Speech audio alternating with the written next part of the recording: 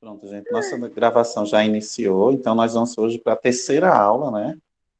De terceira não, mas o terceiro conteúdo de patologia, né? Patologia geral e citopatologia. Então nós vamos começar a falar mais aprofundadamente sobre os processos patológicos gerais, tá? A gente já teve algumas noções, né? Já sabemos o que se trata a patologia, como ela evoluiu, o estudo dela, como é que faz para se chegar a esses estudos. Então, hoje eu preparei uma aula bem simples sobre alguns outros conceitos dos processos patológicos gerais e que são necessários para a prática clínica, né, de vocês dentro do laboratório, né? No caso, se você for trabalhar com citopatologia, com anátomo, né? Se você tiver a oportunidade de se especializar, porque essas áreas precisam de mais estudo, tá, gente? O curso aqui não vai formar você suficientemente bom para que você trabalhe na área de patologia de imediato, não. Você vai ter que ficar fazendo sempre uma reciclagem, uma formação continuada, e no estágio também, se você conseguir, você vai conseguir aprender muito mais com o estágio. Porque essa parte de patologia, ela é a parte mais complexa, de análise patológica, né? Uma das partes mais complexas dentro do setor de análises clínicas de maneira geral, tá bom? E aí os métodos de estudo prático em patologia, né? Temos a necropsia, que é um exame médico de um corpo cadáver para determinar causa mortis. A necropsia clínica geralmente é feita nos hospitais pelos patologistas ou pelo médico responsável para determinar a causa da morte com fins de pesquisa e de estudo.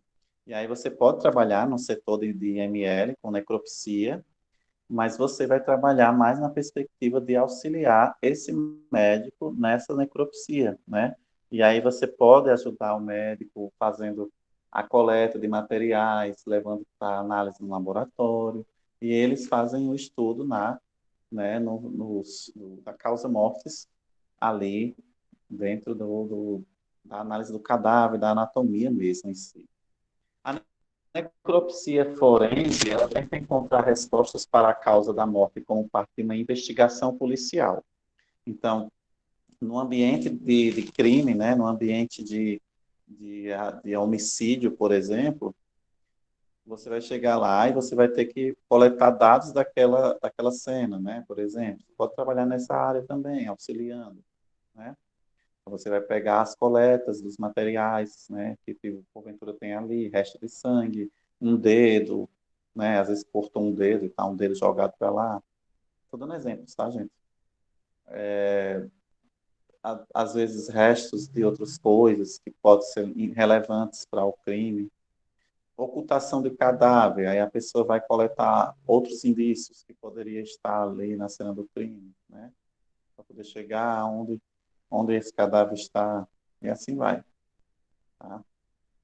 Às vezes a pessoa foi morta, como o caso, e aí, infelizmente, né, a gente tem que citar casos reais para poder fazer sentido. Todos nós ouvimos falar do caso da moça que foi assassinada, né, aqui em Paulo Afonso, pelo companheiro. E ele disse que ela tinha se suicidado, mas não foi bem um suicídio, né? Depois foi descoberto. Então, isso aí entra na necropsia forense. Através da análise do corpo, conseguiu observar que não foi bem um suicídio, entendeu? Então, veja, a investigação dessas causas, dessas indícios forenses da necropsia, isso é uma área muito interessante. Eu não diria linda não, viu, Samuel? É, professor, Mas, concordo com Samuel, essa área é perfeitamente linda. eu não sei, Eu que não é linda diria para não, vocês, não. bonita não, viu, Alice? Meu Deus, Eu que acho coisa muito linda. Olha, eu tô ali trabalhando para olhar um dedo. Olha um dedo perdido, deixa eu levar para eu estudar isso. Olha que coisa maravilhosa. misericórdia. Mulher, e tu vai achar um dedo assim aonde? No lugar do que aconteceu o assassinato. Olha que coisa linda. Bom, cada um romantiza aquilo que acha interessante, né? Eu, particularmente, não é uma área que eu me interessei, não é uma área que eu acho interessante. Mas elas são interessantes para quem gosta. mais linda. Tem tanta gente entrando com um e-mail que não é Inova, que eu estou pedindo permissão aqui. Então, a biópsia, né, do grego bios, vida, ópsis, aparência, então é a visão, né, de como está a aparência desse órgão, dessa coleta, né? A obtenção da amostra do tecido vivo com finalidade de efetuar o estudo histológico, bioquímico, morfológico ou imunológico que permita obter sempre um diagnóstico. A gente está acostumado a ouvir falar de biópsia o tempo inteiro, mas as biópsias são feitas com a finalidade de efetuar estudos para saber se o estado do tecido está preservado, se a bioquímica daquela amostra está funcionando direitinho, se a morfologia das células estão bem, se não pode estar alterada, pode ser algum tumor, por exemplo. O estado imunológico também daquela amostra, se for para fazer um estudo imunológico, para ver se aquelas células estão em condições de defesa, né? Então, veja, a gente pode fazer uma biópsia para vários fins, tá? E tudo isso envolve patologia, porque eu estou estudando, porque pode ser que alguma doença esteja alterando isso, né? Tipos de biópsias. Tudo isso faz parte da patologia, tá?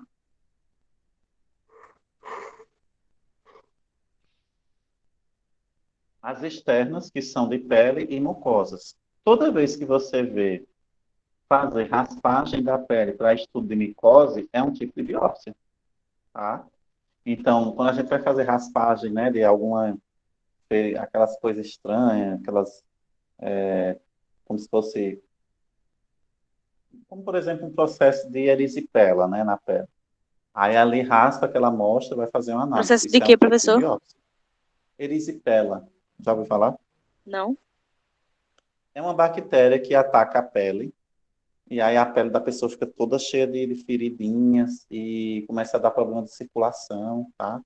Geralmente ela acontece muito nas pernas, não é muito comum em braços, mas ocorre nas pernas, tá? Erisipela é o nome da doença. E ela ataca o sistema circulatório, e aí a pessoa pode perder até as pernas. É uma bactéria que causa isso. Aí eles fazem a raspagem ali da região para saber se a bactéria está ali presente para poder tomar os antibióticos e tentar curar. Geralmente, quem pega isso é a pessoa que tem diabetes. Aí a pessoa se ferra todinha, porque já tem diabetes, e ainda pega uma porra dessa, aí pronto. A perna vai pro beleléu, vai ter que amputar. Internas, punção às cegas, né? Punção ecoguiada, com o guia de um ultrassom, com órgãos maciços e endoscopias em órgãos ocos, né? Então, quando eu faço uma punção por agulhamento, né? Empurra a agulha aqui para tirar uma amostra do meu fígado. Estou fazendo uma punção de órgão maciço e com o guia de ultrassom, para ver se eu estou entrando ali na área certinha. No caso de uma endoscopia, para ver lá, fazer uma biópsia de dentro do meu estômago, né? Tirar uma amostra. Endoscopia, biópsia de órgãos ocos. Extemporânea, perioperatória. Extemporânea é quando você está fazendo uma cirurgia ali, aí eu tiro uma amostrazinha ali naquela área onde foi cortada, é perioperatória. Incisional é a retirada apenas de uma parte da lesão, né? Eu tenho uma lesão aqui no meu pescoço, uma bola, uma coisa, nasceu um caroço. Vou lá e tiro um pedacinho desse carocinho para analisar. É chamado de incisional. Excisional é a retirada da lesão interna em um caso de tumores malignos. Retira-se a lesão com uma margem de segurança de aproximadamente 2 centímetros. Então, isso é muito comum, a excisional, para estudos de tumores internos, seja ele em qualquer parte do corpo. Por aspiração, utilizando-se uma seringa, retira-se células de processos tumorais ou nódulos. É muito feito na mama, esse de aspiração. Tá? Nas mamas, geralmente é feito dessa forma, com sucção de uma agulha a vácuo. Tá? E aí tira-se esses pedaços do nódulo, né? Os processos tumorais e analisa. Dúvidas? Tipos de biópsias, gostaram? Uhum. Já tinha ouvido falar desses termos? Só da excisional, né? que é a que a gente certo. mais ouve falar e tal. Até porque é muito comum em área da saúde, não é só no curso de vocês, não. Enfermagem fala sobre isso. Então, quem tem contato, né, com profissionais, né, acaba escutando muito. Ah, porque fez uma punção excisional. Ou então quem tem alguma familiar que já fez tratamento, né, também. No caso, assim, a gente acaba aprendendo muito, né? Quando a gente tem um familiar que a gente acaba lendo para poder entender o que está acontecendo. Laudos é o relato de um técnico ou especialista em determinada área, que faz um levantamento rigoroso de dados, com o intuito de avaliar determinada situação e emitir um parecer. Então, somente o médico, geralmente, o biomédico que faz a análise daquela amostra, também pode dar o laudo, ou o patologista clínico, que também é um médico, né? Que vai dar o laudo desses pareceres de resultados de biópsia, por exemplo, tá? Eu preciso ter um profissional qualificado, né, que ele entenda, porque a biópsia é um exame crucial para o destino do tratamento de um paciente. Tá? Macroscopia é a visão a olho nu, né? Quando eu faço uma amputação de um membro, primeiro ele faz a macroscopia, ele vai olhar como é que estava aquele estado daquele membro, olha, aí descreve ali. Depois eles vão fazer estudos microscópicos, aí vai tirar algumas amostras, né, para estudar. A microscopia, do grego micros, pequeno, e scopien, observar com atenção. Graças ao desenvolvimento da microscopia nos anos 1835, Sheldon e Schwann propõem as bases da teoria celular, primeiro grande princípio unificador da biologia, o qual postula que todos os organismos vivos são constituídos por células. Todos os organismos vivos são constituídos por células, exceto os vírus, porque não é considerado um ser vivo, porque não é formado por célula. Sendo estas as unidades estruturais e funcionais de cada organismo. Então, quando a gente pergunta na prova, qual é a menor unidade funcional e estrutural do organismo vivo? Você diz a célula, né? E lembre-se que as células só é considerado ser vivo se tiver o seu corpo formado por célula. Então, planta tem célula? É ser vivo. Animal tem célula? É ser vivo. Bactéria tem célula? É ser vivo. Vírus tem célula? Não, então não é um ser vivo. Entendeu? Nesse sentido. Isso é uma questão de teoria da biologia, tá? E que é válida até hoje.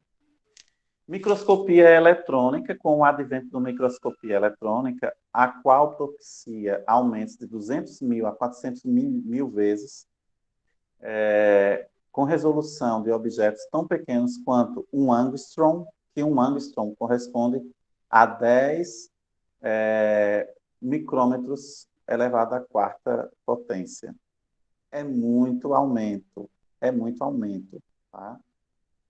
Você vê uma coisa que ela é muito, você não consegue jamais mensurar o tamanho dela aqui, sem ter um microscópio. Mas quando você aumenta ela no microscópio, aquilo ganha uma proporção muito grande.